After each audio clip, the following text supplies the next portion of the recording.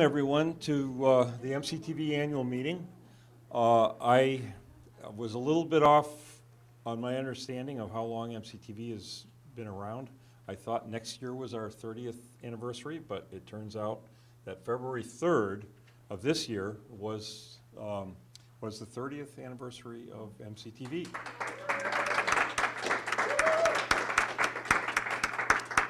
So here we are. And I would like to introduce our staff and board to, I think everybody knows everybody, but we'll go through it anyway. Over there on the camera is Kathy Wheatley, who is our programmer, who somehow manages to fit all these programs in one line to put on the air. And over here is our technology coordinator, Kurt Broderson, and we'll have something kind of special from him in a minute. But first, before that, I'd like to introduce our board. It's our board chair, Len Rowell. And then back there we have Deborah Felmuth and Jennifer Molyneux, Susan Shashak, Vice Chair Robin Alexander. Robert, where did that come from? and our Secretary, George Bellerose. And so with that, I'd like to turn the meeting over to Len, who is just going to go through our business meeting and get some of this stuff out of the way. Thank you. Business meetings are important, but they shouldn't be very long. That's my premise, and so we're going to operate on that premise. So the meeting is now called to order. You have a packet of material that was prepared. Does everyone have a copy of that? There you have the minutes of last year's annual meeting. Is there, let me give you 1 minute to quickly look at that.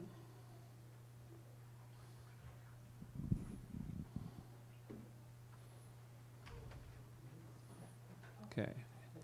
Is there a motion on the minutes? Make a motion to accept the minutes from last year. Seconded? I'll second. Any discussion? All in favor say aye. The next matter is the Treasurer's Report and the adoption of the budget. We've simplified the budget basically to provide the income and the expenses. And Susan will talk with us about that. It's on your front page there, really quick. We were conservative this year and did a 2.5% increase over last year. Our Comcast income has come in at a much higher increase, but we tried to stay conservative with it. It's pretty basic, so I'm not sure if people had questions or anything.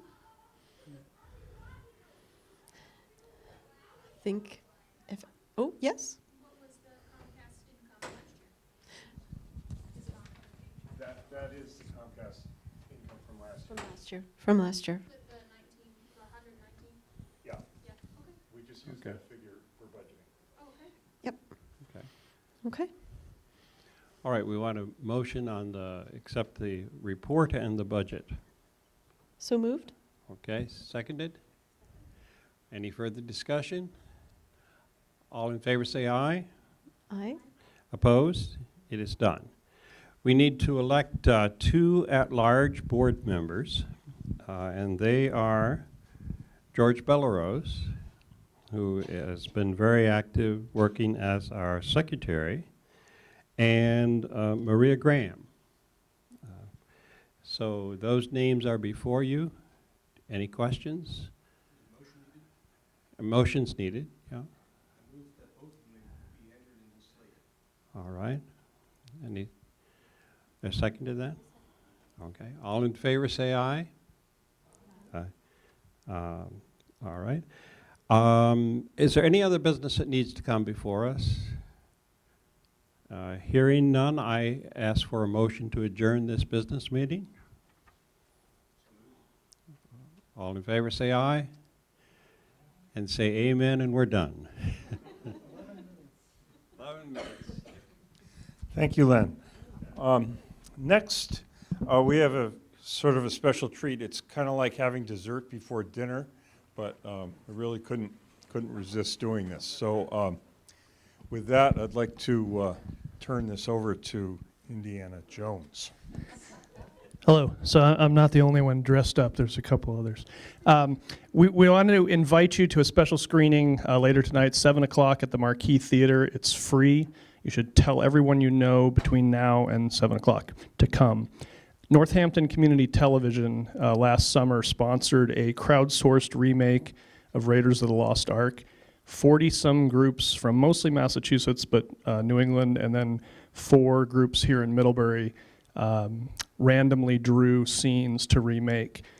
We did one scene initially with 13 kids, and then found out that we had more time, and there were more scenes that hadn't been drawn yet. So we did one with a group of adults from the library and MCTV. Simultaneously, 2 other groups of kids in the area also did scenes. So it's 42 different scenes, so there may be 42 different Indiana Joneses, but you can always keep track of who's who, at least with the hat. But we invite you to come. It's great. I'll show you a trailer to give you an idea of what to expect.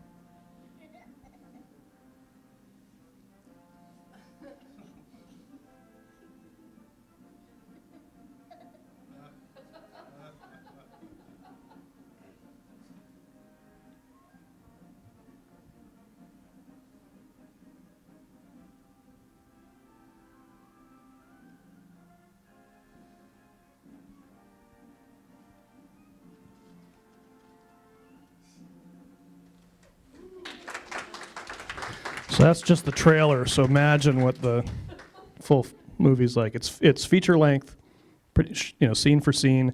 There are 2 scenes from groups groups dropped out or didn't complete their scene. So there are 2 scenes from the original movie still in it, but other than that, you get the sense of it. So hope to see you there. It's like a really weird dream. So at this point, I'd like to get into the roundtable discussion, and our Vice Chair, Brian Alexander, is going to moderate. Hello, I'm moderating, and I'm not dressed as Indiana Jones. I can just stand up here for right now. Welcome everyone here.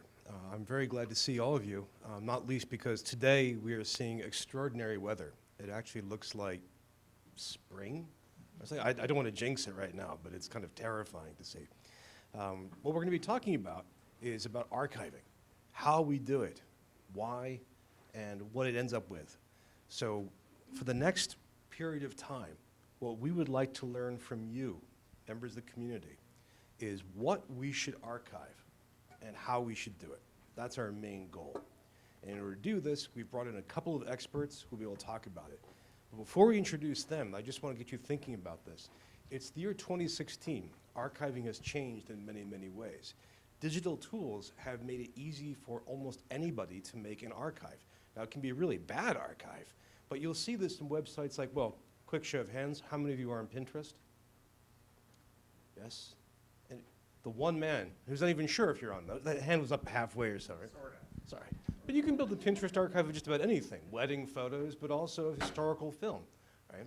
We've seen, for historical radio, we've seen tons of people scanning in, digitizing, sharing adding metadata to great sounds from the 1920s and 30s.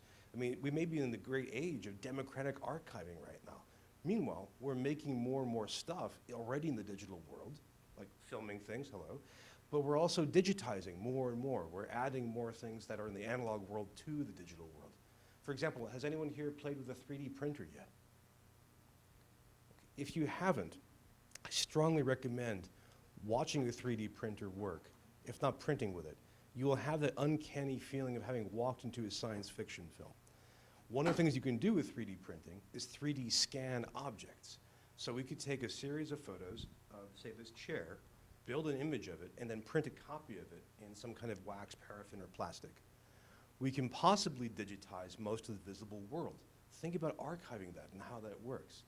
I just want to make you think about all this, because as we look at Middlebury, the Middlebury area, and think about how we can memorize this, how we can add this to the memory of the future, how they can look back at 2016 and see what happened then. That's what we want to ask you to do. So if I could quickly ask you to go around, and I'd like you to introduce yourselves. So if you could just say who you are, where you're from, and also, am I getting enough sound in the mic? How about this? I'm always afraid of chewing on the mic. It's my great nightmare, you know. Just coat it in some kind of garlic and that'll be it. If you could say what your work is with archiving. And that is, do you use archives? Do you make archives? Do you facilitate archives? Are you a professional archivist? So if we could begin, we'll take the man in the best hat in the room. Oh, you got a mic. Okay. My name is Chris Mason, and I am married to a board member. That is my principal accolade. In addition, I'm a police officer. I work for the Middlebury Police Department. So I guess I have quite a bit of experience archiving. A lot of what I do gets archived. We have a record system that we use in the police department, a digital record system. So every call, every incident gets logged into that, and that gets, I don't know where it gets stored, but it gets stored somewhere. And pretty much for perpetuity, I'm not really sure when those things get expunged or discarded, probably never. So a lot of archiving in my day-to-day work. That's great, and the NSA thanks you for all that. But so you're producing cold cases to be, perhaps, right? Well, one hopes not. Right, but I try to keep them warm. The goal isn't for them to become cold cases. one hopes. So you're an archive maker. I guess so, yeah. Why don't you pass the mic over to our reader here? What? Wait, what am I supposed to do? Well, I could ask you who you are, and also, what do you do with archives? Okay, I'm Claire, and I don't really know what I do with archives. That's a fair answer. That's a fair answer.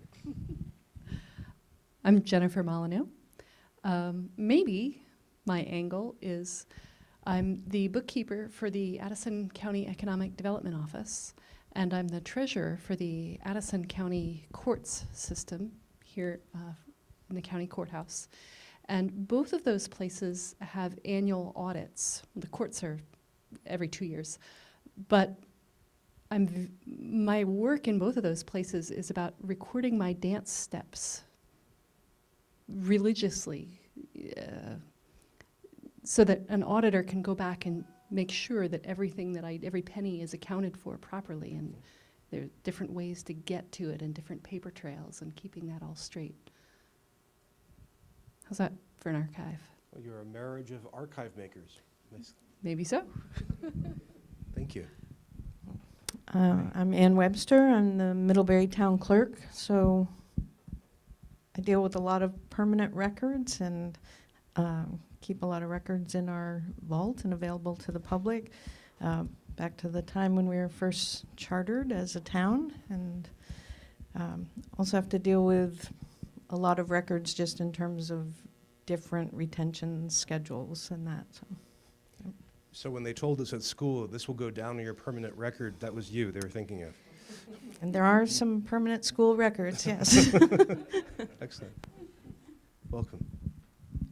I'm Deborah Falmouth, and it seems that I unwittingly have become an archivist. I didn't plan on it this way, but having just published a book of photographs of Syria that date back to the 90s, I realized that that's an archive of imagery.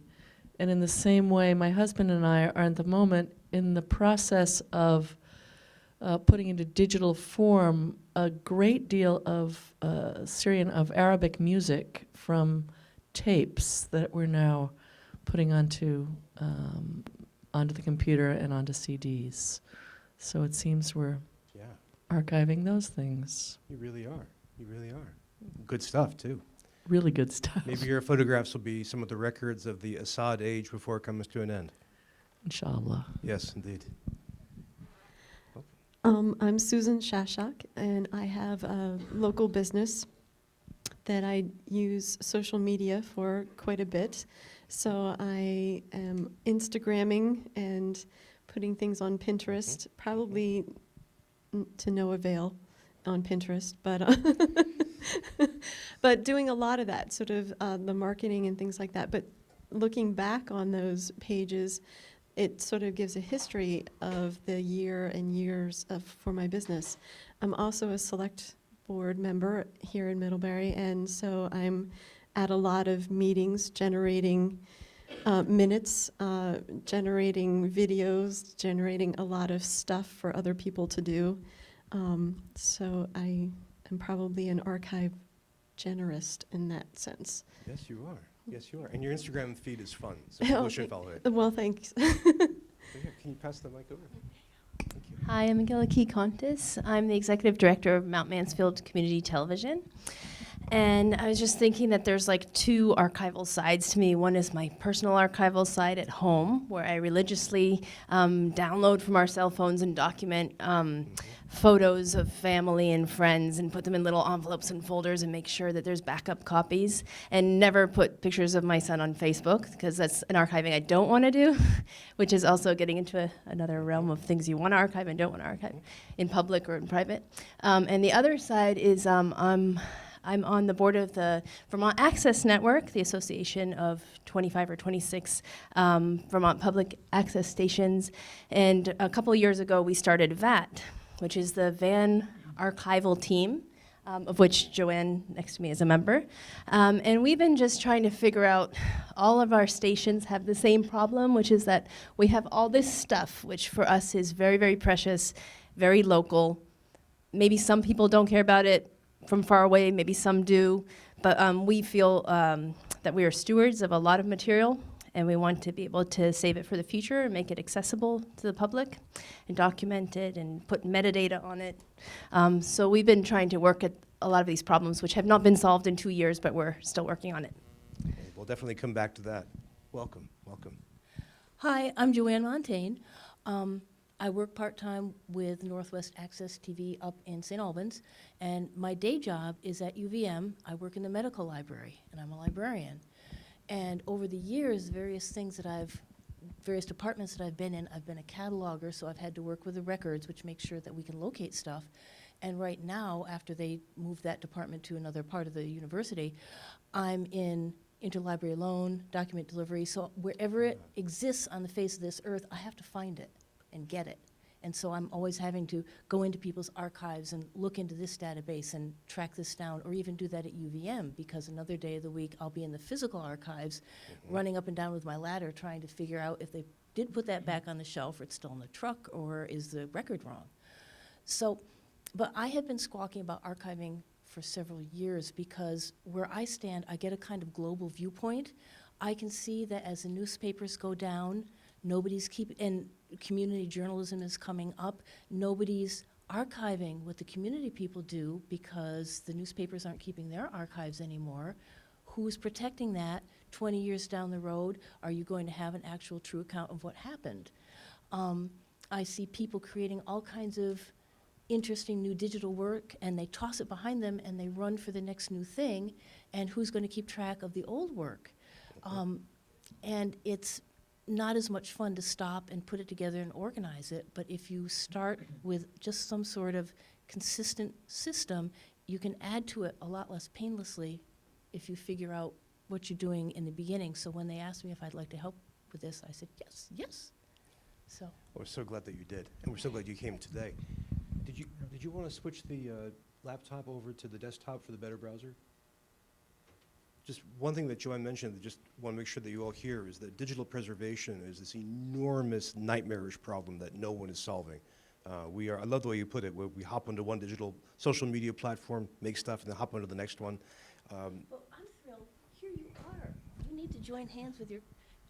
You need to join hands with your colleagues because libraries have done this for centuries. That's one of the And major they need help jobs. with understanding the new formats. Yep, You guys are perfect partners. absolutely. Pass the mic to Kevin. We'll do that to the library director. Introduce yourself. Hi, I'm also a librarian. I'm the director here at Ilsley. Thank you so much for coming. Absolutely, we need to be learning from each other, I think, and sharing more. And as far as what Ilsley Library is doing, we're blessed to have the Sheldon Museum here in town, who has representatives here. So we do very little in the way of community archiving because they do it for us, which we've been very lucky to be able to pass along. But I think we're interested. We have a growing partnership with MCTV in terms of working together in digital media and broadcast and training the community. And I think this is an area that we're interested in moving forward in. So we're kind of learning about that as we go. And I'll just piggyback off that before it goes back to George because he's looking sad. I'm Kurt Broderson, and I was introduced as the technology coordinator at MCTV, but it's actually it's one job with two bosses.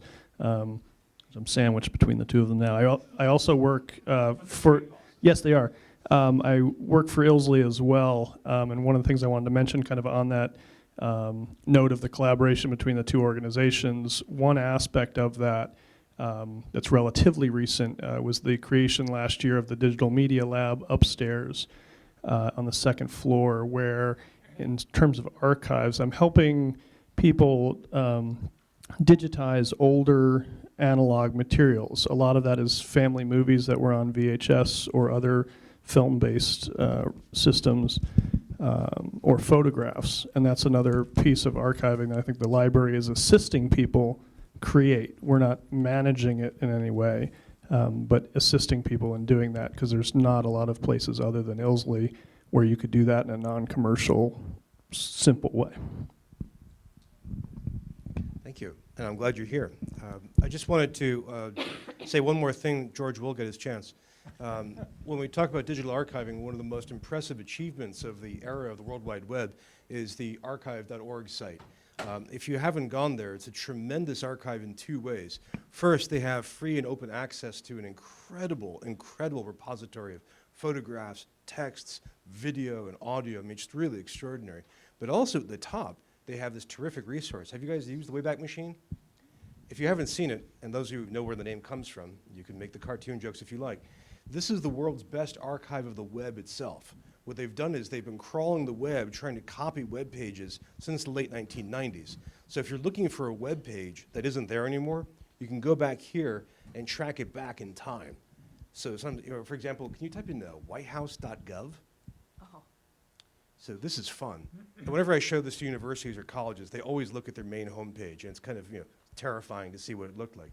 So what you can do here, now we're showing the live web, so it could always slow down or stall just by touching it. But you see the calendar. Go back to 99, all the way to the left. See you get all the years here? Yeah, click 1999. And then pick one of the dates that they've got access to. Can you see okay?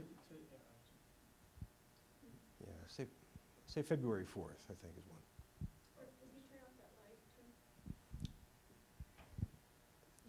So this is web design in the 1990s, friends. This is the this is a website for the White House. Things have changed a little bit since then. Here. Yes. Oh. And this is the time when it would say it looks best on Netscape version 2.0 or something, right? So if you contrast this now, it looks a little different. So if you want, I mean, I actually helped save one academic's job. She had published a scholarly article, it had gone to an online journal. The journal lost its funding, closed, wiped its servers, and so she had no proof to show her colleagues that she had published this peer-reviewed article. So, well, have you gone to the Wayback Machine? She said, no, what's that? There it was, over to her tenure committee, happy ending. So but this, what we're describing, there isn't really much precedent for this in human history. This isn't the Library of Alexandria. This is like some kind of cyberpunk thing that's very, very different. So one thing to take away from today's meeting is this is great. Now, George has been waiting, so we assume that you perfected a self-presentation of just beautiful quality. Who are you and what do you do with archiving? I'm George Bellerose, and what I would bring up, and I think Brian could explain it much better, was there was a presentation at Middlebury College, 2 or 3 weeks ago, and Dick went and Kurt and Brian and I did, and it was by a fellow by the name of Cohen. Dan Cohen. Dan Cohen, and the title of his organization is National... The Digital Public Library of America. Okay. And that, as someone who likes to do historical research, I found this to be a terrific site. For example, I wanted to, Timothy Dwight wrote something in 1804. He was the Yale president. I write in Timothy Dwight, Yale president, and I get all these choices. And, you know, it took about a minute. And so I think this kind of archiving, and I guess they're trying to expand as rapidly as they can and make it, what are there, 11 million citations now or some enormous number? It's enormous. And one of the great things about this is this is produced by a team of, 12 living in the Boston Public Library, and they work with hundreds, thousands of museums, colleges, libraries around the world. And this is an extraordinary thing. There's nothing quite like it in the United States, which I strongly recommend taking a look at. So, and this is another example of archiving, where you, in your work, in your writing, and your photography, but you also produce documents that can be archived. Yeah, I suppose. I mean, I haven't, they're buried in the computer somewhere, but this is the example, I think, of, you know, what's happening in archiving and how valuable it is, how accessible, and it's just an enormous resource. Those of you in the back, you can come closer. There are seats here for maximum embarrassment and humiliation at the front or in the middle. Hi. Ah, brave woman. You must be an archivist. Like I said. Please, it's Anne, right? I'm Polly Darnell. Excuse me. I used to be a professional archivist. I've now retired and moved on.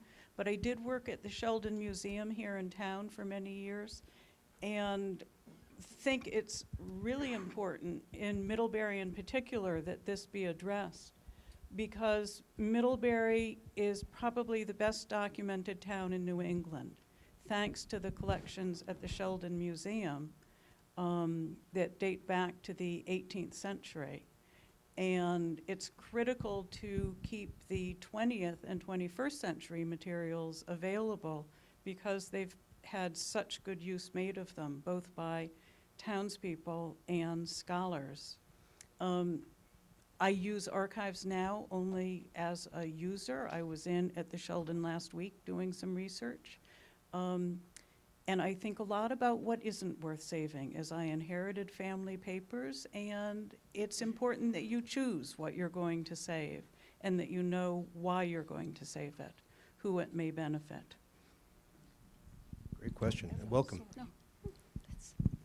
My name is Eva Garcelon-Hart, and I'm actually a police replacement. I work at the Sheldon, and I'm really glad that actually yesterday I met for the first time Kurt and Dick, which is kind of crazy because we work across the street. We have, this is the sort of format which I try not to touch since I started to work at the Sheldon, because I really didn't know how to approach it. It's obviously technologically challenging. We have few hundred audio tapes. Some of them are interviews Polly made with various people in town.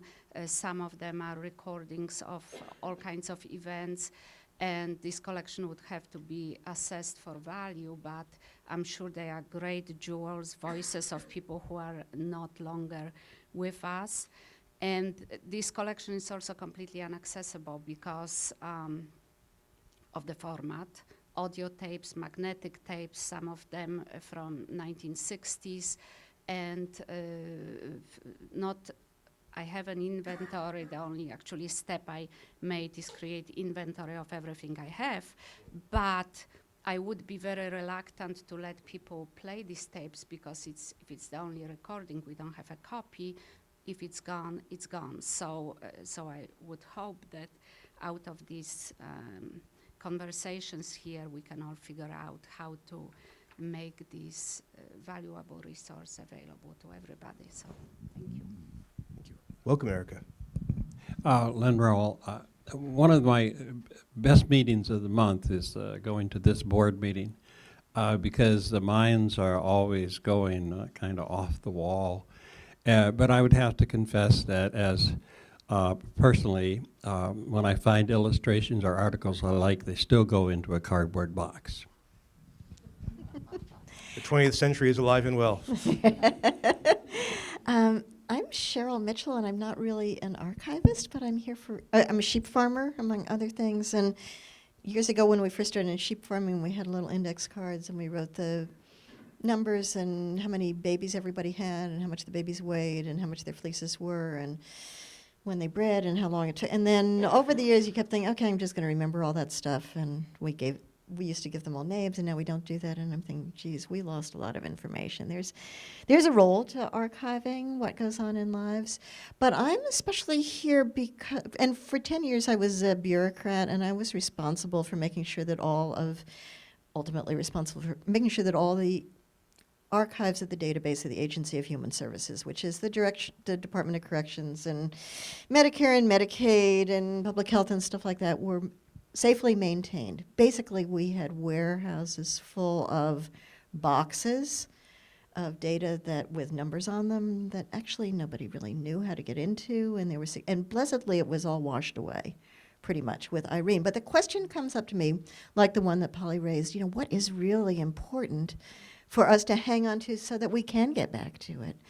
And I guess the main reason I'm here is that I do some community TV shows, and I'm thrilled that Curtis started archiving, or I don't know if it's archiving, putting some of that stuff on YouTube, because the other day I looked for one and my own filing system for DVDs is not very good, and I couldn't find it. So I'm thinking, what's the interface between archives about what's going on in our community, and how easy is it to get to?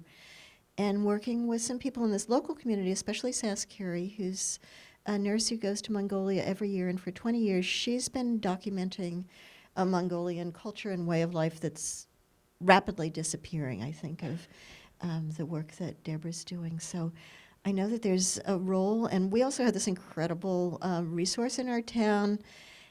I think it's okay to say it's Dick Thodall's son is an unbelievably skilled technical archivist, and Nomadicare has been trying to keep up with paying him to document all these photos and interviews and interview translations, and we're doing a lousy job, and it's an outgrowth of our community. So I'm here to learn mostly, I guess. We're glad you're here. Hi, I'm Jim Gish. I'm Middlebury's community liaison for our upcoming bridge replacement and rail line improvement project. This is a project that will span 2 years and have a significant impact on downtown. So my interest is in documenting this project in real time so that I can communicate out to the community what's happening when, but also create a record of the project as Middlebury evolves through the course of the project. So whether that takes a form of Instagram, YouTube, other social media, or more traditional means of documentation, that's why I'm here today. Welcome, and what a job. Thank you. Rebecca. Okay. Hello, I'm Rebecca Irwin, and I oversee the archives and special collections at Middlebury College. So that is our version of what the Sheldon has.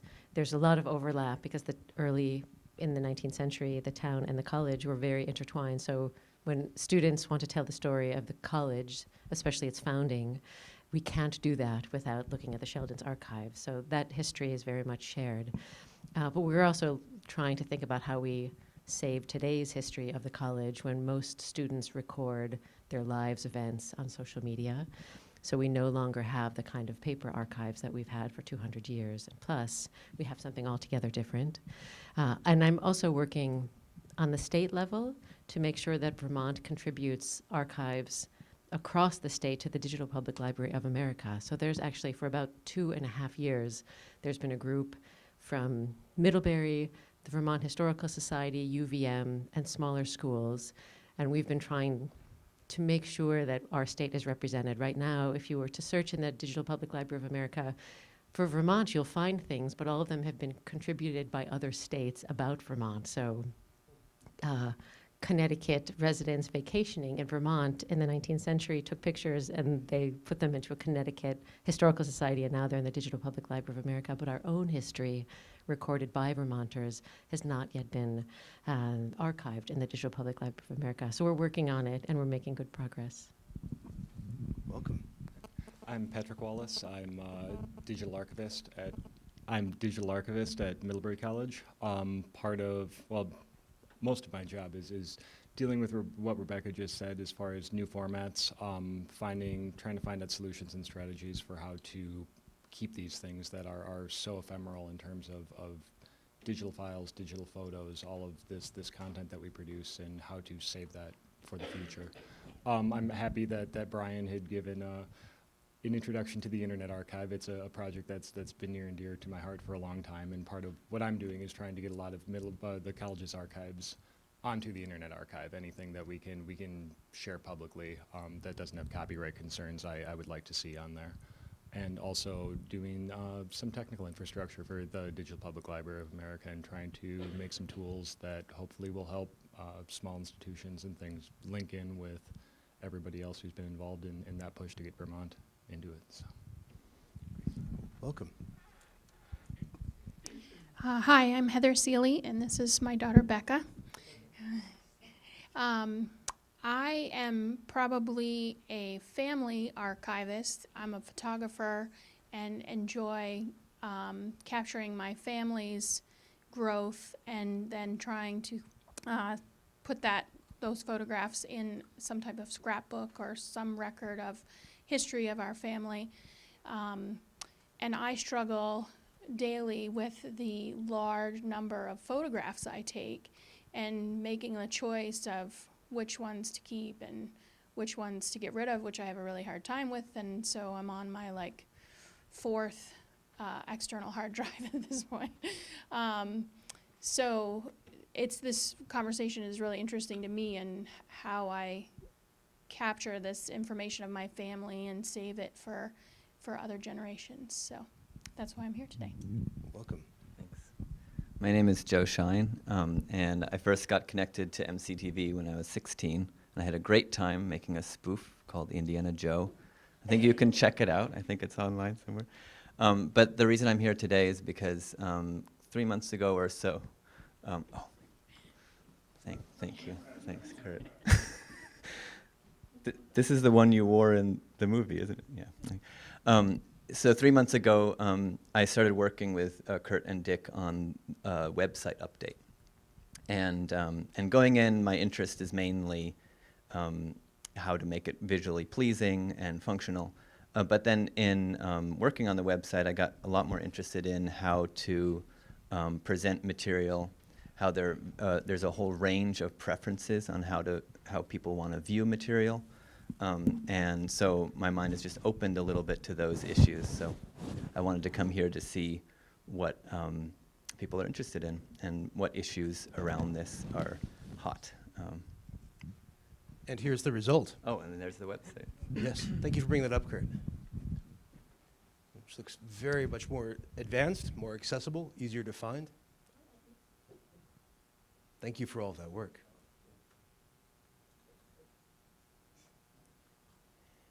And then Chris.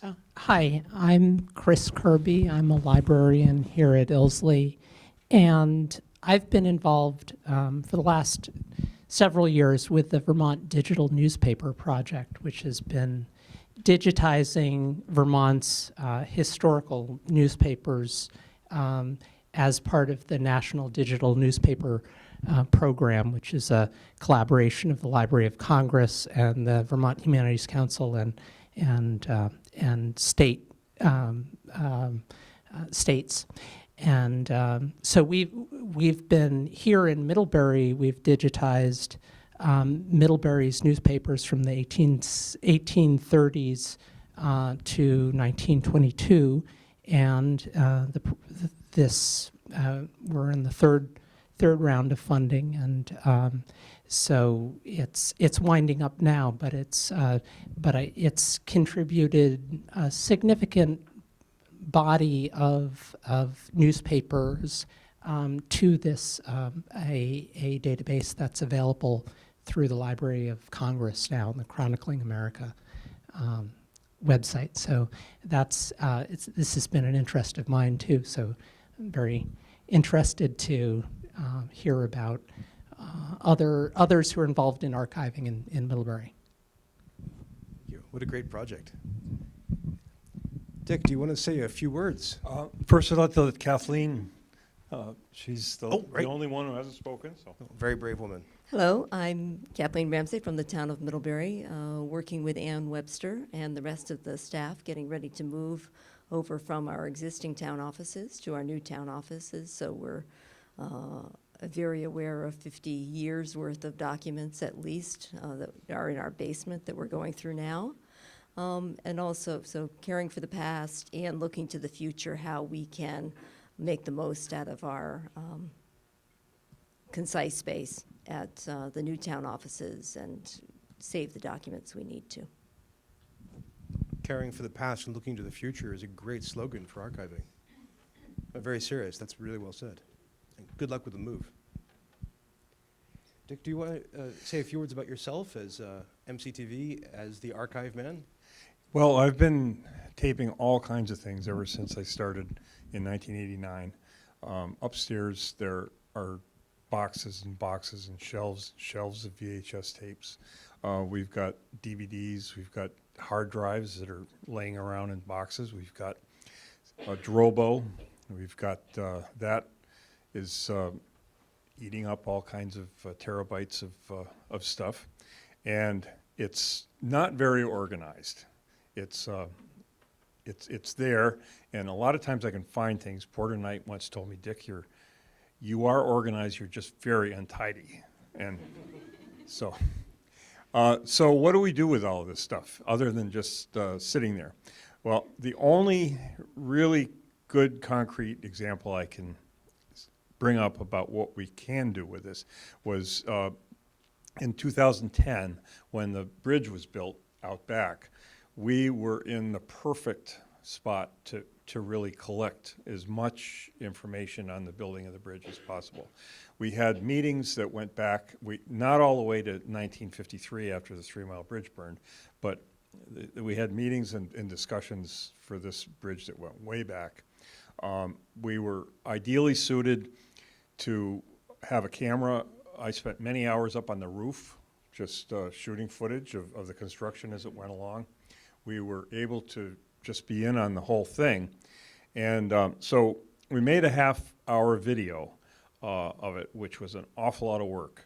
And I just was going to scrub through a few parts of that just to show you some examples of some of the things that we were able to pull out of a box that were just something that I had remembered that really applied to the whole thing. So let me see if I can do this with one hand.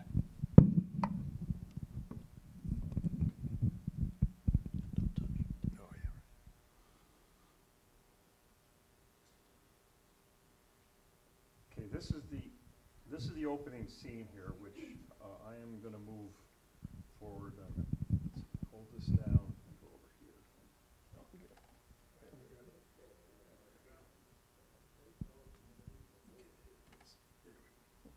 Okay. Here's the first thing.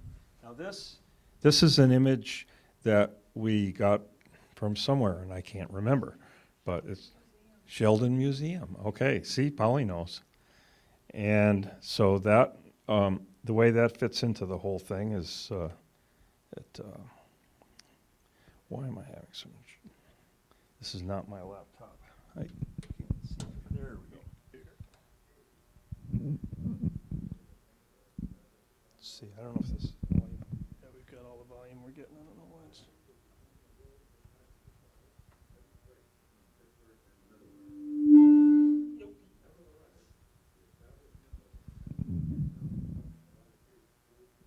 Okay, so we were able to use that image cut in with some footage of the creek to get to this point. And so here's some more images from the Sheldon of the bridge. And we cut through those with an interview with Glenn Andrews. And we got some real footage here. And I think we had an overhead. Yeah, there's an overhead shot. That was an old aerial photo. We went up later in a plane and got some new footage. And more from the Sheldon. And there was Glenn Andrews, and he was able to talk over all of these images.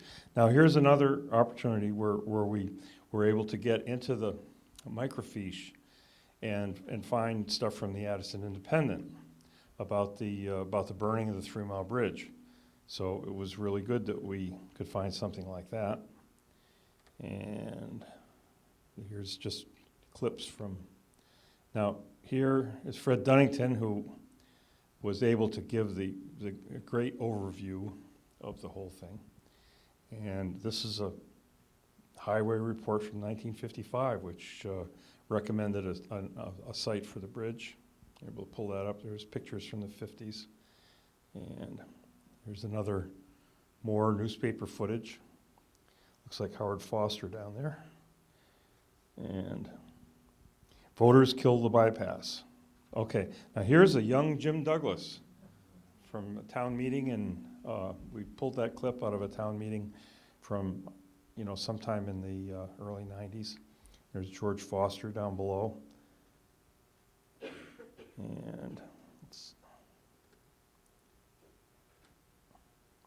And okay, this is a great clip here because I remembered Dick Hubbard at some meeting in the early 90s saying that I'll be long gone before we ever have this bridge. And by golly, I found the clip. Oops, wait a minute, he just finished it. Well, let's see, go back. Maybe we'll get it here.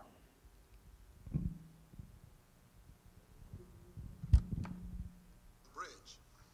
I was 35 years old when you first started talking about the bypass east of Middlebury. I'll be 80 in December. And I know that no matter whether we approve it now or not, it probably won't be built while I'm still alive. But we need an in-town bridge, because if anything happens to the one we have, we've got a major problem. And it isn't going to be easy to solve unless we face the problem head on and do something about it promptly. I think that was from about 1994 or so. And let's see. Now here, this is sort of the star of the show, Arch Tilford. And 94-year-old man with that kind of a hobby, attacking this. We talked about it a lot. It came up during the middle of a lot of ball games and quite a few drinks. If you take federal money. so Arch, anybody who remembers Arch in this process knows that he really kind of moved things along. Pete Gibson, he was always good. This is an older meeting. And okay, here's a couple of my buddies, Roger and Pat, yelling.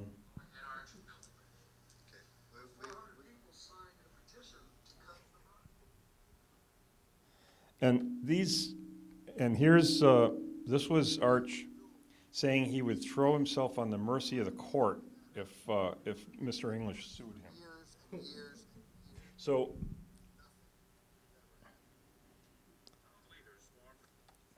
so anyway, there was a spot here, right there is where the Secretary of Transportation drops the bomb on the town that the state is not going to fund the bridge. So I remembered that one was out there somewhere.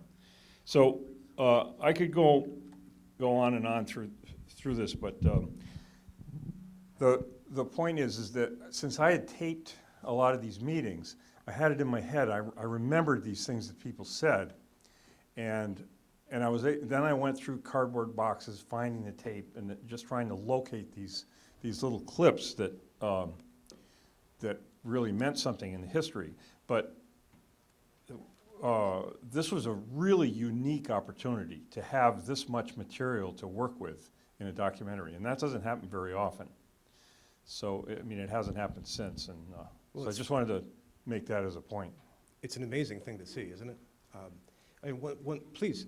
Well, I just wanted to say that it's just absolutely incredible, and thank you, Jake, for taking the time to put that together. I mean, what a fabulous history for future generations. So. You're here. Well, no, I'm not looking for compliments, I but. know, but it's just, I just had to say it's amazing. It is, and we put this there for two purposes. One is that what you just saw was in some ways exemplary, that MCTV has made this tremendous archive of photographs, of video, of interviews, of footage. But what's unusual is that this is the only time, right, that you've made this kind of documentary narrative out of all of that raw material. So we want to put this out here to show you this is what MCTV can do to produce all this raw material and to show you what can be done with it. But that's not really our role, because Right. our role is to enable other people and facilitate that sort of thing. That's why I put that in the passive voice, is that's what can Okay. be done with it. Thank you. That anybody, including people in this room, can do that. We wanted to have you all here and in order to have the start of a conversation about where MCTV can archive in the future. To take your great formulation about caring for the past, as you can see, and looking ahead to the future. And we wanted to ask you again the questions of what to save and how to do it. Now, in order to help prime that pump even further, now that you've had this video, now that we've introduced ourselves, we know this real wide variety of backgrounds, I'd like to introduce or reintroduce our two guests. Can I say a word about your backgrounds in addition to what you said? Well, if we have Angelique, who is the executive director of it's hard to say, Mount Mansfield Community TV, right? One extra M compared to MCTV. It's too many M's, it's just ridiculous. She spent 14 years working as a reporter and documentary maker in Athens, and most recently in New York City.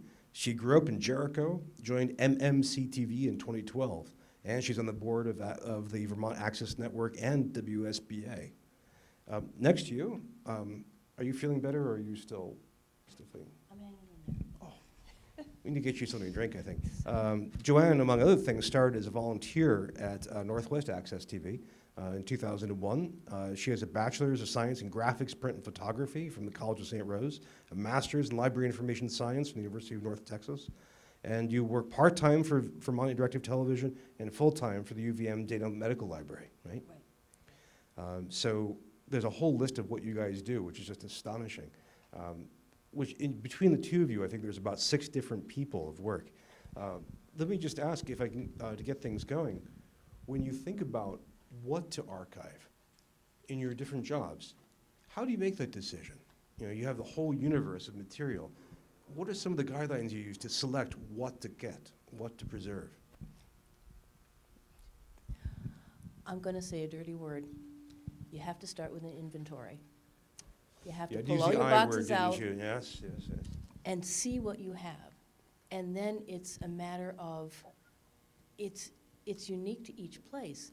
Who are your users? Who are the people that are going to need to see it? And you need to come up with an internal organization and then consider how you need to interact with the outer world, and you build your internal organization bearing in mind that you have to be interoperable outwards. That you echo what, is it Erica? No, right behind you. Eva, I'm sorry. My autocorrect keeps giving me creative names for people. But you mentioned that the first thing you did was do an inventory. Well, and I think you guys, in making your cross-town move, are doing something similar of inventorying what is actually down there in that basement, right? So this is one key step. And then the second is that organization, but based on its outward facing, on what you deliver to the people. Well, it's based on what works for your station, what do you absolutely need to keep, what do your people, I think we're too close with these mics or something. Okay. Maybe if I do it like this. It depends on what your local people need. Okay, and then it depends on if you want to connect with the Digital Public Library of America, what kind of organization, what kinds of fields in your records do they need? So it's you build for the people who are using your stuff, but you always bear in mind that you are going to have to interact with the outer world. You don't want to make all these little silos. Can I jump in? Sure, go right ahead. So just for from the perspective of a small public access station, 3 towns, Jericho, Underhill, and Richmond, Vermont, there are a few things that are very important that are no-brainers every year. Okay, the Richmond Town 4th of July Parade, really important for Richmond and for Friends of Richmond. Town meeting day, huge. Like, we gotta be there, we have to cover every second. If anything goes wrong, we miss a few minutes, it's devastating for us, for everyone else.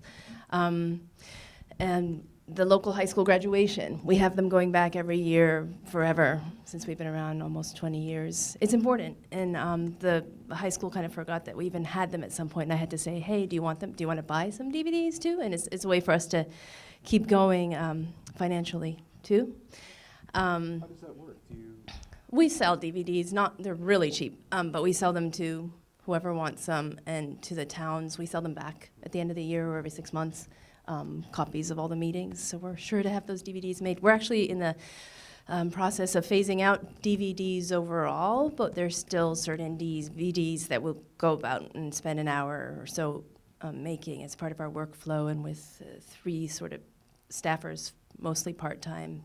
You know, it's whatever we have time to do. But I did want to just add that I do feel what you save is subjective. But our main rule is that we basically save everything, the produced final product of anything that's made using our resources at our TV station. And sometimes when it's something special, like graduation or a town meeting, I'm the one that sort of goes through and makes sure all those files are put aside, the original material, because it's higher quality. So Michelle asked, is it Shell? Cheryl. I'm telling you, this is a terrible autocorrect. Okay, well, that's good. It's better than say, I had other things I could have mentioned, the woman who raised all those wonderful sheep and forgot their names, right? But you mentioned the question of what is important being so difficult to decide. And that's something which is, when you were working with the state agency, that's especially important, right? Do you guys have any guidelines based on your experience for how other towns, especially small towns like Middlebury, can derive that kind of answer? What is important? Well, it's what's important to the population there. And We how do also keep all the municipal meetings. Right. We have various holiday celebrations that we always keep as far back as we can. Special high school things. As a matter of fact, we got asked for something which, at that time, that school didn't want us to come and tape it. They did it themselves, so we had to refer those people to somebody else in the hopes that they had kept it. That's a real issue. Well, how do you get the community involved? I mean, you were talking about your 3 part-time volunteers, and you have each of you. 3 part-time staff members. Staff members, Yeah. excuse me. That's kind of editorial, internal decision-making process, but you're talking about getting the community involved. How do you do that? How do you poll however many people are in your area to ask them, what should we keep? We personally are involved with a lot of nonprofits. They're most of our customers. So the nonprofits will come to us and try to get the word out about something or have a talk recorded. So they kind of guide us in a lot of ways. They're the ones that use our equipment the most as well. And we do keep everything that is made locally, and try to have multiple copies of them.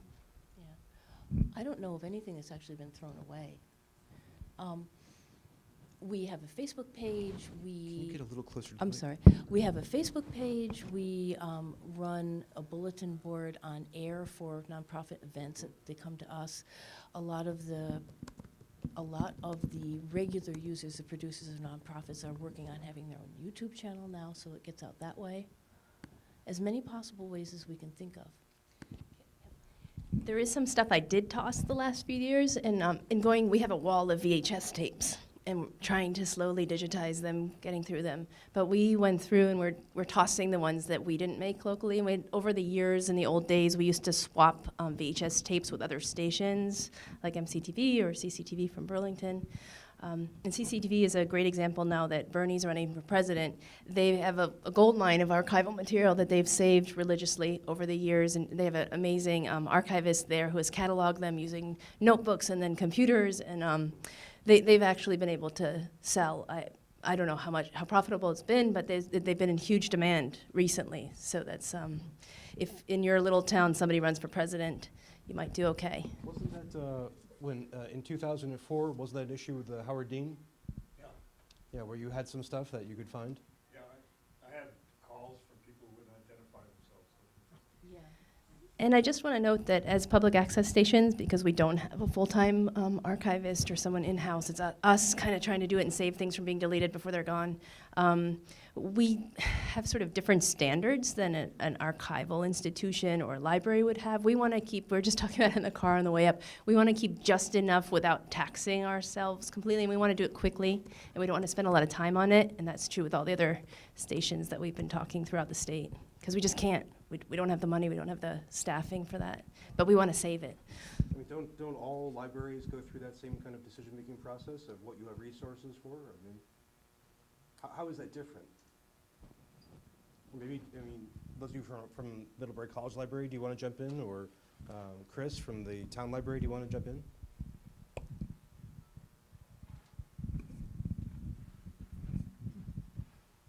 Give you time to think and build up the suspense.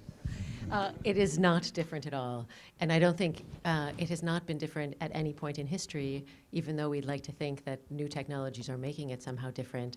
So archivists and all of us have always thrown things out. We've selectively saved letters. We've destroyed our own family histories if we've chosen to. So we know that things are lost, and we have an opportunity to save things, but it's very stressful to ask ourselves. I'm sure the town offices is going through this when you're looking through what you have. We go through this at the college.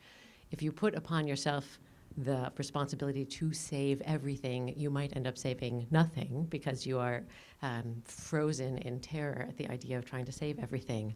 So we are all selective in our own ways, and generally I would agree with the guests who have come, which is that you look to see who in your community will use the resources, and you make the best decisions that you can based on use now and in the future, knowing that it will be imperfect most likely. So for many decades and generations, or that is generations is probably better, archivists didn't think it was important to save the history of women or unrepresented groups. American slavery, these were not recorded during their time. It has generally been the history of our leaders and governance and white men. That changed in the 20th century, and now those archives are very, they're both hard to get because most archives now want them. And remember, there is a commercial market for archives. So as we've mentioned, I shop for archives. I build Middlebury College's collection not just with local archives, but with those that we buy to help students learn. So there's a lot, it's really complicated, and it's a lot of pressure, I think, to put on ourselves when we try to ask that question, what do we save? So I think in some ways, for those archives that have a very local mission, so that is for the Sheldon or for public access to say, our mission is to help Middlebury remember its own history through the things that we're recording, it might become a little easier, and Middlebury tries to do that too. The college, we try to think about what our mission is, and then it helps you to decide what tapes can you throw out or what can you save and not. But just to raise one example of when it's complicated, at Middlebury College, we've had the collection of a folklorist, Helen Hartness Flanders. She was collecting, she was traveling throughout Vermont and through New England to collect folk songs, generally traveling to farms and communities and asking men and women to sing songs. She was trying to trace back historically folk songs. So we have in our collection thousands and thousands of recordings, particularly over 200 Edison wax cylinders of her going out to Vermont towns and farms and having husbands and wives and kids sing for her. So those wax cylinders were converted by the Library of Congress in the 1970s to reel-to-reel tape.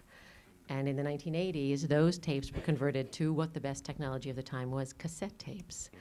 And a few years ago, we thought the best technology would be to convert those cassette tapes to audios, to audio files, digital wave files. And we've just learned, and in a grant a few years ago that just was completed last year, there's a firm outside of Boston that used a new laser technology that imaged the original wax cylinders, the Edison wax cylinders, without touching them, and created sound patterns and digital files. They approached us when they learned that we had the original wax cylinders, but many other archives, once they convert an older format, throw out that older format and save the newest thing. We, by a stroke of luck, had saved every format that we ever made and have recently reconverted over 200 wax cylinders to another new format. We're still keeping everything because clearly in another 10 years or 20, something new will come to replace the old. So I share that to say, only it is always hard to make a decision about what to throw out and what to save. And we're not all in a position to save everything, so we have to make hard decisions. And I think the best way is to always have someone else with you to second guess your decision. So never be alone before you throw something out. And we do this all the time. We'll ask each other, is this important to save or archive? Should we try to do something? And the most important thing is don't make the decision alone in a vacuum. That sounds like a good recipe for governance issues. But you remind me of something that I shared with the MCTV board a few months ago. A team in Zurich was really disappointed with silicon as a storage medium. So they figured, well, molecules are pretty good storing DNA, so they're able to write text and then image information to DNA molecules. So they're able to upload and then download a copy of the Mona Lisa. And someone asked them, what's the half-life of this? They said, oh, it should last for a couple hundred years, in a Petri dish or in some other storage medium. So maybe 10 years from now, the silicon will seem so old-fashioned and we'll have biology, who knows.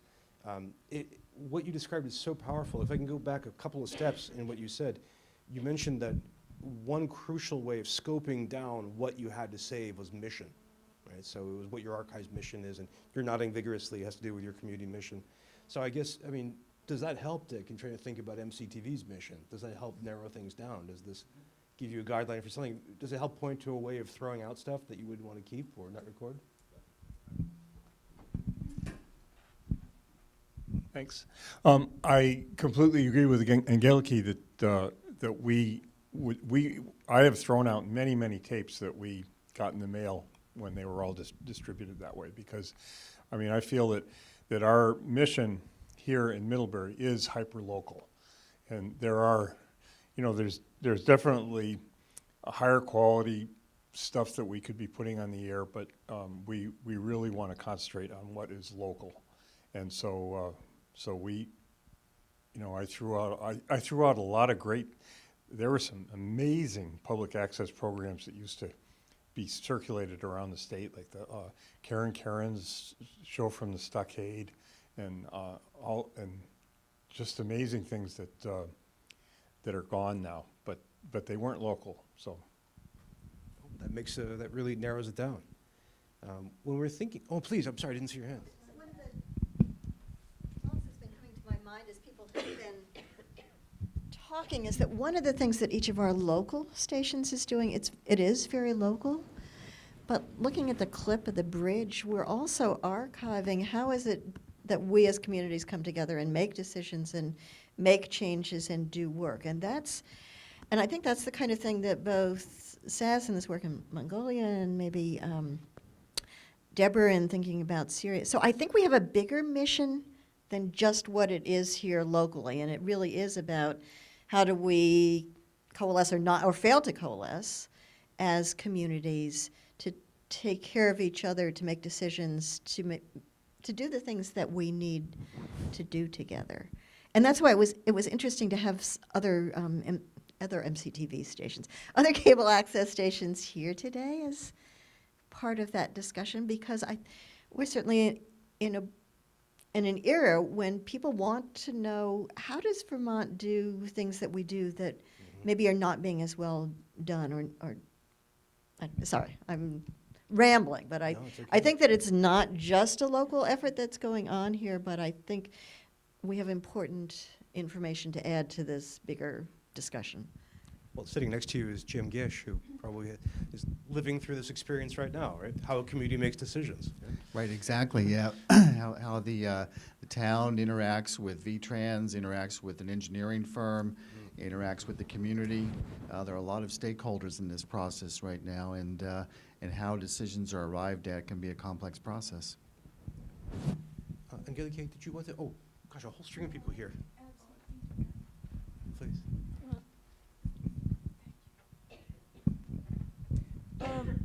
I would add that another way to do it is to involve the community in those decisions.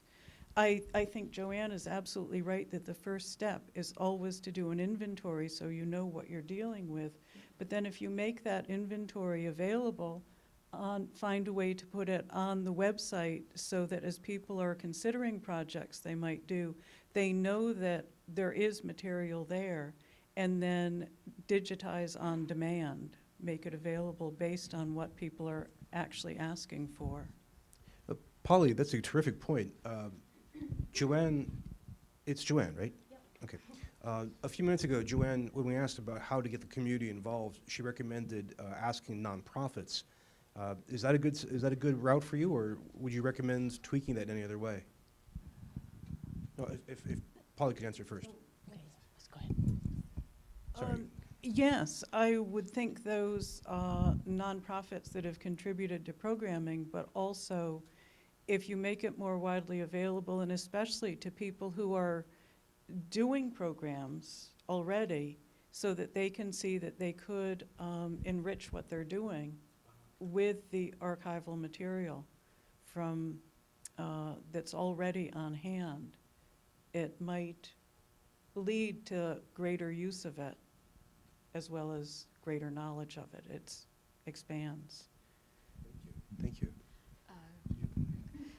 Perhaps there would be some sort of central place where we could all feed what we have, audio and video, or whatever we have obviously in this type of formats, so public can go to one place and maybe review it rather than us putting it on our website, which maybe the interest may not be as centralized. Something to think in for the future, how we make selections and what we have in our repositories regarding this type of materials. We would have to obviously review what we all have and maybe share it, but I don't know. If I could ask the two PEG representatives here, do you know of any other town in Vermont that does something like that, that has a central repository? What I'm thinking of, I've watched this with great interest since it started developing in like 2007, 2008, and the Ilsley Library is a partner of the Vermont Vocal, VOKAL. It's a consortium made up of many small public libraries, and they share a union catalog so that you can search that catalog for a title and borrow it from whichever library has it. And they do that by having a standardized catalog so that everybody's records read into the same format. Yeah. Does that partake of WorldCat, or is it? I think I would pass that because I'm not in. It's okay. That's a very technical question. You don't have to jump in if you don't want. Oh, I'll jump in. So it uses the Library of Congress cataloging system. So there is a standard behind it, and I think maybe the more interesting standard to talk about for archives would be the Dublin Core format, and then all of the iterations of that format for us to consider as a community. So to look at something like the Railroad Bridge Project, if we're looking at the history of railroads in Middlebury as our example, in the 19th century we would have had photographs and the printed word in various formats, and perhaps objects that would have been the archives of the history of railroads. And then in the 20th century, we would add to that audio and moving pictures, and in the later 20th century, electronic formats. And just to use a simple demarcation, in the 21st century, we would add to that social media and the democratization of the creation of information. We have billions of people that are publishing now on their own. So it's a pretty big question how in the year 2100 we're going to provide access to the history of railroads in Middlebury. That's, I think, the million-dollar question, both for public access TV and archives and other people that are creating information, is how do you, 100 years from now, research the history of the railroad in Middlebury and this project in an environment where we have all of these different ways we're creating media. And so the point about standards is what I want to come back to, is we have to figure out how we're not just creating, because everybody's creating things now. Everybody is creating things. But how do we create things and save things in such a way that we can provide access to them? And that comes back to the question of keeping track of things with metadata and with standards. I have no answer, but I think it's an interesting question. Well, it was well spoken. Angelike, did you want to add to that? Okay. Well, this is a nice bridge from the question of, if you'll forgive the pun, I can't make bridge puns anymore, from the question of what should we save to how. And so your first answer in this is we need to adhere to standards, such as Dublin Core for metadata. I'm curious if you guys could lead off with talking about format issues and format differences. I mean, maybe you have wax cylinders, I'm not sure, but maybe you have VHS, maybe you have Betamax, you know. Please. Unfortunately, the one constant with digital, with video content is that the format will keep changing. New cameras, new formats. Just when you're catching up with one, it changes.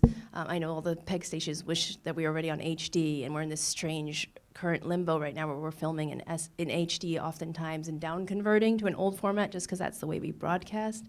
And it's like this old-fashioned thing where we're also broadcasting in a inferior format than what we should be saving material as, so we're trying to do both.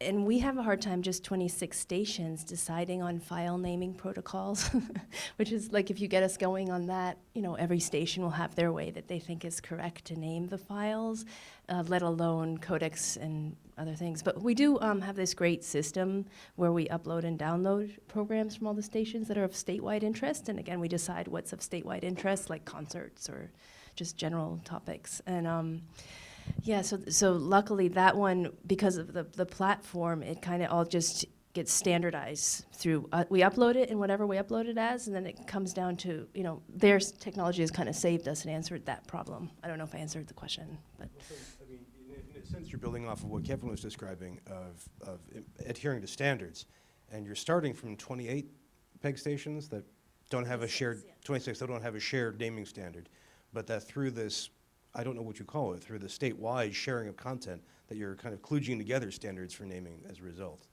Yeah, it's more for formats. Namings, people are still kind of naming them all over the place. A lot of us want to have like the date at least and the location in the title and the name of the show. I see Dick agrees. We've talked about this for many hours.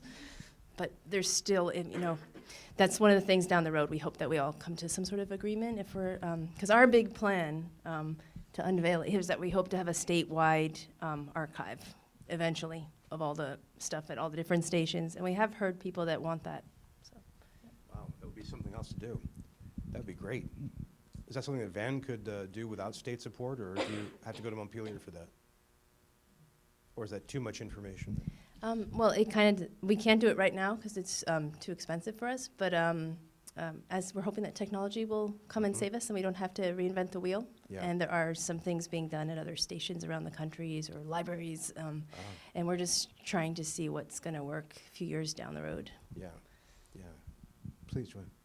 And what I tell people is, regardless of how fancy or how plain you make your database or however you keep your records, if you are consistent in your naming format, and in your categorization. It'll be a lot easier to convert it to something more high-tech than if you let every person wing it and be independent on how they name their things and how they keep records of the creator and stuff like that. It's just some sort of small standards to begin with will help you build to a standard that's interoperable someday. You remind me, I archive a lot of photos on Flickr, which Yeah. is a web service that lets you share photographs, and they have something like 2 trillion photos right now. It's ridiculous. But what's funny is you could see people who don't know the lesson that you just described, who will name photos as the name that their camera tells them the name to be. So the photo won't be Sue's wedding. The photo will be called IMG 007395566, which is just trips off the tongue, right? I mean, Yeah. so this is a problem in trying to get people to actually have intelligent names, but as you said, consistent names. Right. How about the rest of you guys? Do you have any other advice about the format changing, where, as if I can paraphrase you, the only constant is change? Any advice for that? Please, please. I don't know if I have what I would call advice, but just sort of a feeling of warning more in terms of kind of updating the method you keep things or that you archive. And I definitely always hear a lot about digitizing, and to me it seems like people are just using the word digitizing a lot in a way that it's like, oh, if we digitize everything, then we have it forever. But what I've been hearing here, and even like what Dick is saying, sounds like you're talking about a lot of really good technologies over time that you've got piled up in boxes, and they're read in different ways or listened to or watched in different ways. And I think the biggest fear I find is when you're really trying to keep a record of your history and really have access to things, that digitizing something for the reason of throwing away the original. And I hear that a lot, especially as we're trying to move and things like, well, you can just digitize all that and throw everything away, and digitize that and throw it away. And, well, no, you can't. I mean, to some extent, I was really glad to hear you saying that you have many, many records kept in many, many formats. And I think that's important. Like at home, definitely I have a lot of VHS movie tapes that I can no longer watch because I don't have anything that plays them. And I have even the old computer discs and things that I have no computer that will read these. So it's really deciding kind of what's important, what you're going to bring along with you. Because like for us, we've put on the web our land records back to 1955. I love the fact that they're on there, and it's wonderful.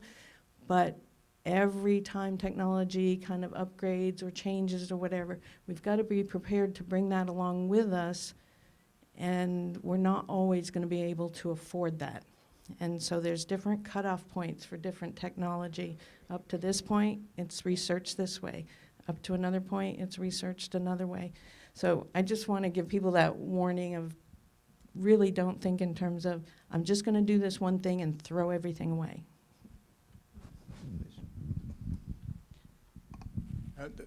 Since Ann brought it up that way, and Kevin spoke a little bit about Dublin Core, and I wanted to bring up PB Core, which is near and dear to the hearts of those of us who are trying to come up with some kind of an archiving standard.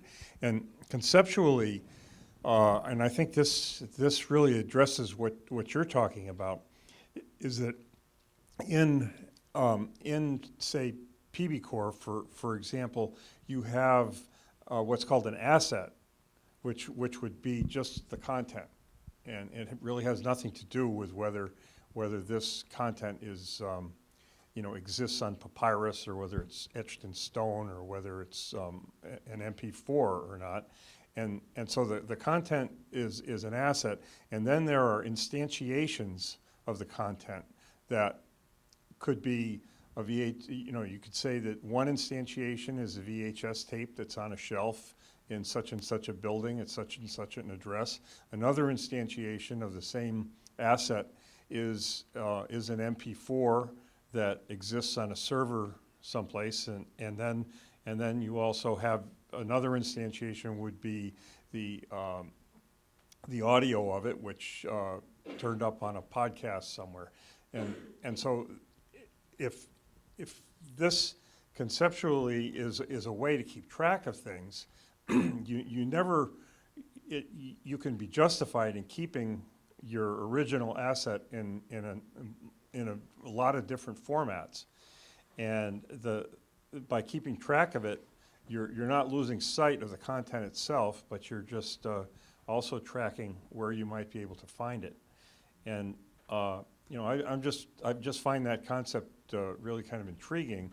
And I also like the idea of having a relational database that can go out and hunt for this stuff. So if you have some, and this is what I think would be sort of the holy grail of this sort of thing, is that, and it might turn out to be a monster, but you would have a search engine that would be able to go and look in all your hard drives like you do a search function, and then in other hard drives, and now here's the NSA again, but just to track down stuff and find what it is you're looking for.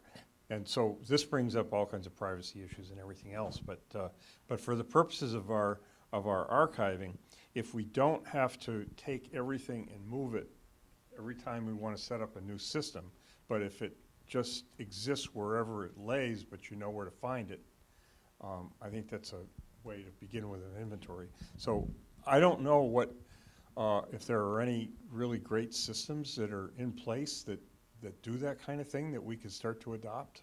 Does anybody?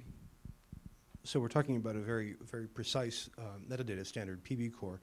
Do you guys have any hints about software that could be used to work through PB Core to make the archives more accessible, easier to search? Okay, well, you're the cutting edge, Dick. I think Dick just wanted to be able to say instantiation over and over again. I certainly can't answer the question that Brian just asked, but I just wanted to make a small comment. In going forward, I feel like I want to go backwards. That's usually my Luddite tendency anyway, but that we've talked about the what do we archive, how do we choose it, and a little bit we're in the how do we archive. And I want to talk a little bit about why do we archive. And Rebecca, you did talk about that a little bit, and then Polly did also. Maybe many people have, and Ann too. But that it somehow conjoins to the bridge video again. Why? Because we look back at things and we pull from here and there, and then we creatively move it forward. Sometimes we don't do anything other than just look at it, but we're oftentimes pulling just a little bit of information from many places in order to go. And it might be, as Cheryl said, something that we need to know about how our community comes together so that we can do it better or do it more or do it now in the future. And I want to bring it to a book that I just read. It's probably new in this library, called The Stargazer's Sister. And apparently William Herschel's sister kept extensive diaries. And so Carrie Brown has written a book, and it's fiction, but it used her diaries completely about the invention of all these extraordinary telescopes. And that was the vision of, she was just writing it down as a day book. You know, that was her archive. But now these archives are available to us. And the creative work that this has gone into is a novel, but it could be anything. So I just wanted to put that out there. It could be anything. Such rich possibilities. I just had a couple thoughts, or maybe some rules of thumb. Don't throw out the wax cylinder. Like if it's the original source, keep that. If you have to throw things out, throw out the copies of the original source. And perhaps a rule for libraries is maintaining the players, because that was another rule of thumb, is don't throw out the player that's going to play that original source. And that becomes pretty complicated, I think, when we're dealing with software where our computers are maybe automatically upgrading, and suddenly we can't play something that we still have. So maybe a library is a source of the reader, not necessarily the book. And for MCTV, I was thinking, we have some distinctions between, are we the producer of the material? Like a select board meeting, we filmed it, but Dick feels strongly that belongs to the town, as opposed to Cheryl as a producer who has her own show. Is that sort of MCTV's responsibility to maintain that in perpetuity? In terms of the original source, maybe Cheryl always gets DVDs at the end of the show. She may be the ultimate archive of the DVD. We are the archive of the copy of that that's accessible to the public.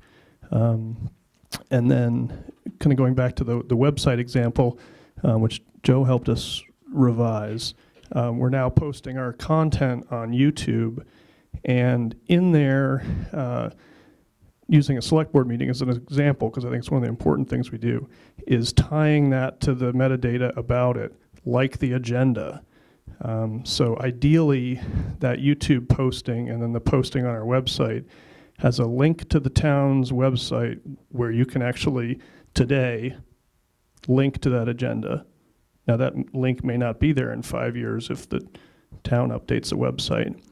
Then there's the text of the agenda that's in the description, so you can, as long as YouTube's around, hopefully that will be there. But then, do we have VHS tapes wrapped in the agenda in the attic, or where's those old agendas? Because ideally, I think with a meeting like that, you could say, jump to the 30th minute and know this is what was happening there, or here were the people who were involved in that meeting, which means generating a lot more metadata, something like, a sign-in log. When people come to a meeting, do they sign in? And that may be kind of metadata that may be useful down the road. I don't know. Kevin, would that kind of, pass the mic over, just a quick question. Would the text of an agenda, would that fit into a Dublin Core, or would that require a new field? I think I should have one of you guys answer that, because you know that a lot better than me.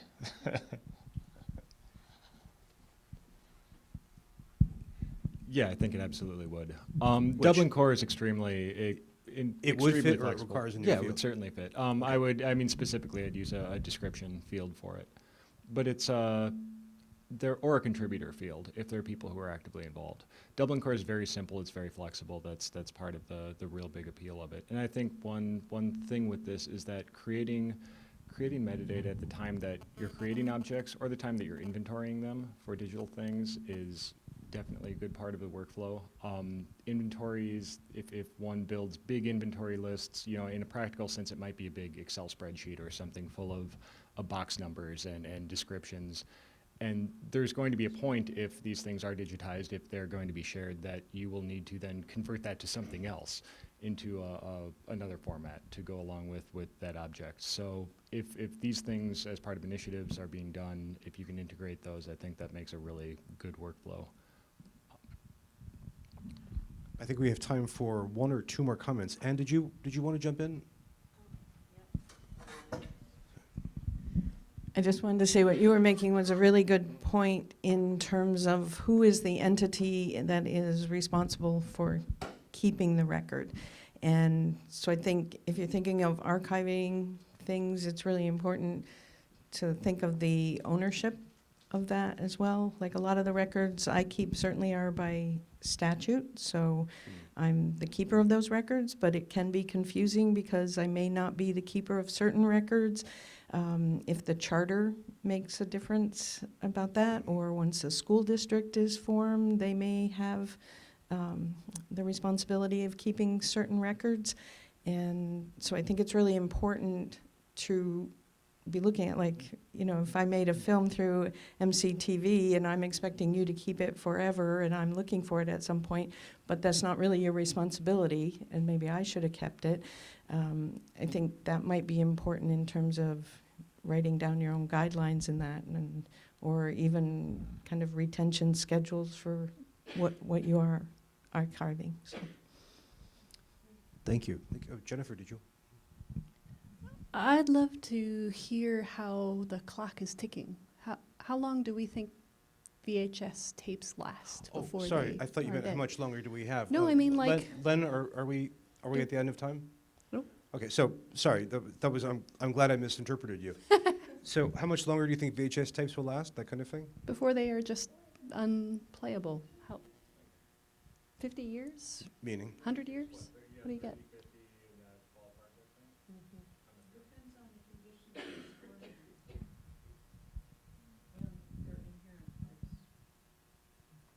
That's a great question, and I just gave us some urgency there. Thinking about tapes from the 80s and 90s. Did any of you here participate in the Waterfront Video sale? Waterfront Video was a video store, and they sold all their catalog, and they had boxes and boxes of DVD, but also VHS. And the people running the sale were really surprised to see the VHS tapes walk out the door so much.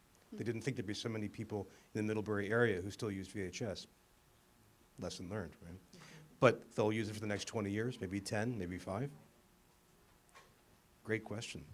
Angelica, you were going to jump in, and this is such a rich topic. There's so much going on. I should say that anyone who really, I know we were advertised to go till 5:30, and now we're 15 minutes over. So if you need to be somewhere, please feel free to move on, and we'll certainly hang around, and we can talk about this some more. Anyone who wants to stay.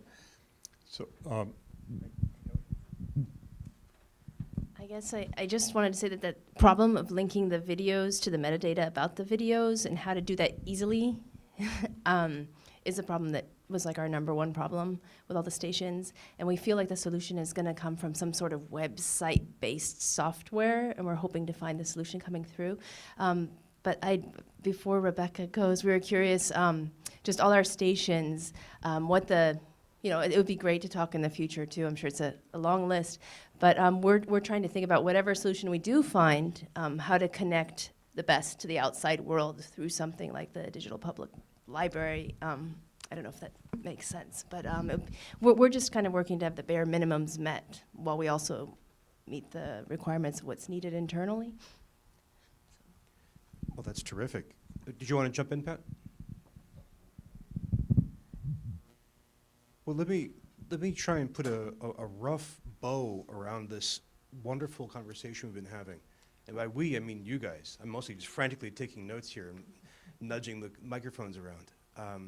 I think if we try and sum this up, trying to go back to the question of what MCTV should archive and how we should do it, I think it's important that we keep to our mission. At least this is what I think, Dick, this is your interpretation of this, which includes our hyper-local mission. But Jim, as you were saying before, that we have to be aware that some of our stakeholders are elsewhere, and again, the rest of the world is perhaps watching this. We have to be prepared to keep changing format, where the only constant in video is change, apparently, knowing that we may have to leave some things behind. We have some solutions that are local, indeed hyper-local, and others may be in the cloud or elsewhere in the state. And that above all, we have to involve the community for selection, generation, and potential use of material. That's my quick thumbnail digest of this. Do you guys want to add anything else to that kind of top-level view of what we just said?